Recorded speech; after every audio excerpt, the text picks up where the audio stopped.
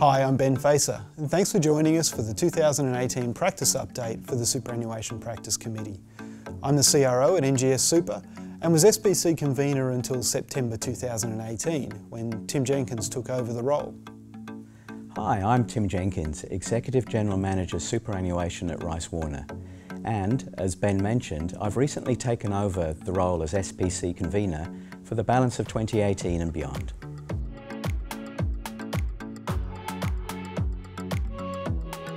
There's always something happening in the world of superannuation. Ben, what do you think 2018 will be remembered for? Well, Tim, 2018 was an incredibly busy year for the superannuation industry, with the really big issues being the recommendations of the Productivity Commission and the media attention around the Royal Commission. The Productivity Commission asked the tough question of efficiency. Does the current system work? And does the structure enable members to understand the default offering and effectively assess the alternatives that are available to them? The Commission was prepared to look at alternative default models, and certainly there was a lot of debate around the alternative model proposed of promoting the top 10 list of funds to new employees. Actuaries can add a lot of value in this space by supporting employers and trustees to navigate a superannuation system which is in constant change. For example, what does a superannuation fund need to do to remain a default fund? And for employers, what do they need to do to continue to provide great benefits for their employees in a world where superannuation is largely standardised?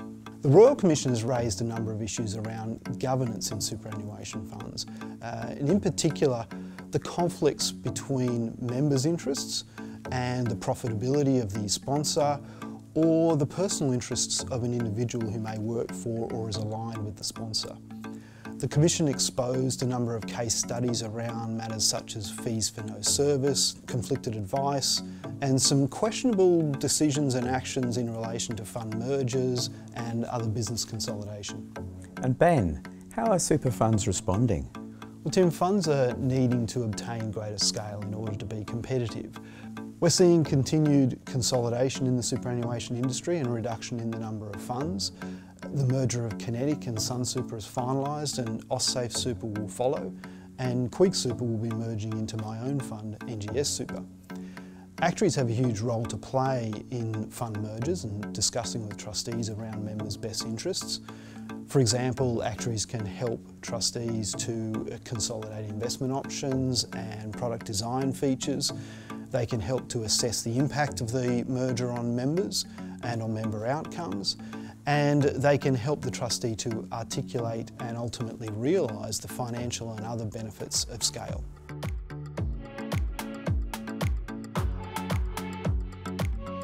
And Tim, so they're the key issues through 2018. What do you think the Australian superannuation system will look like in 2019 in terms of assets?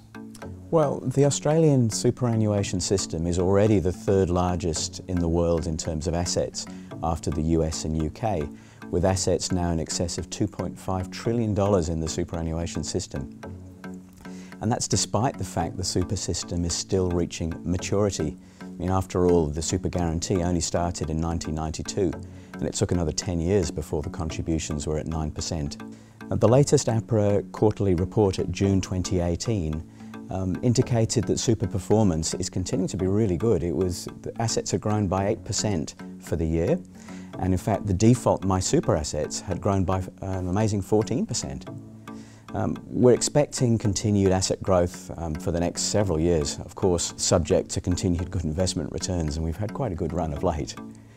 The role of actuaries is to manage risk, and whilst we project the super assets to exceed 3.5 trillion in 10 years' time, no doubt there'll be some ups and downs over this period along the way. At an individual level, members, whilst returns have been positive for each one of the last 9 or 10 years, with real returns about 4.5% above inflation, it's really only a matter of time until there's a negative return, as predicted by the various short and long-term risk measures where, as you know, actuaries can assist. And with regards to system changes, Tim? Well, Ben, firstly there's the Budget 2018 Protecting Your Super package, and also the Retirement Income Framework. And in fact, the government subsequently also mentioned some tweaks, or in fact lack of tweaks, to the age pension. With super being so significant in Australia and at times subject to political influence, it's perhaps not surprising that it's a rare budget where there's no superannuation changes. The 2018 budget contained 2 significant super changes. Both of those have still got to be legislated. The Protecting Your Superannuation Package proposals included some changes such as default insurance cover being removed for younger members, the banning of exit fees and the capping of administration and in fact investment fees for people with smaller balances at 3% of the total. I think pricing actuaries at super funds and at life insurers are going to be extremely busy indeed if the proposed changes take effect from 1st of July 2019, which is currently still drafted that way. The proposed retirement income framework introduces a retirement covenant in the SIS Act for a first time. This is a requirement for a super fund to have a retirement strategy and even some instruction on what product must look like with the introduction of product requirements called SIPPers. Again, this is not legislated and the likelihood is that funds are first going to have to concentrate on their retirement strategy with product development as the next step following that. And I think actuaries will be involved extensively on both those items.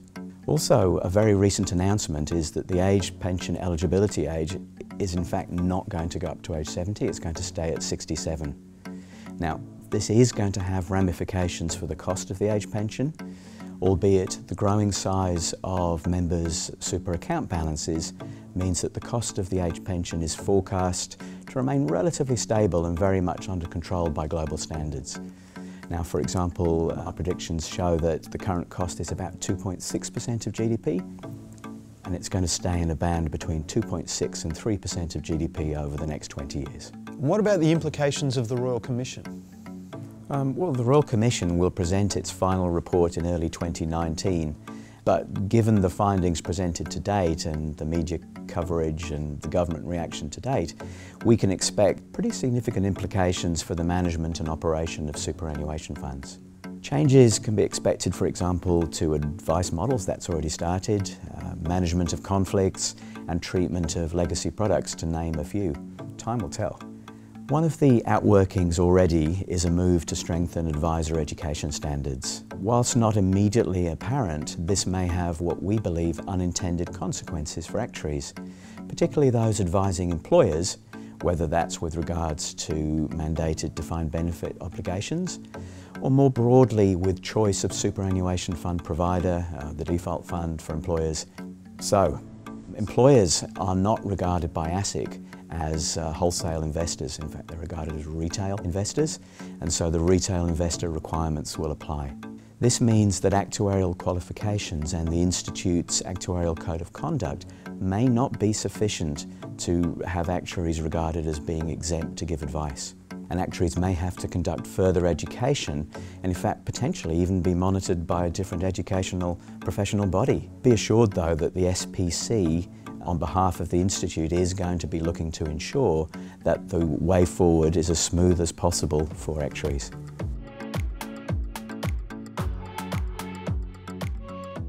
If you're interested in accessing more CPD resources, head for the Institute's website or access Actuaries Digital.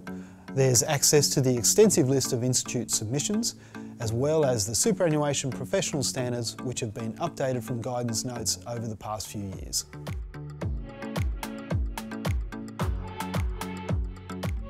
The Superannuation Practice Committee couldn't operate without the help of willing volunteers, both on the committee itself and the subcommittees and task forces reporting to the committee.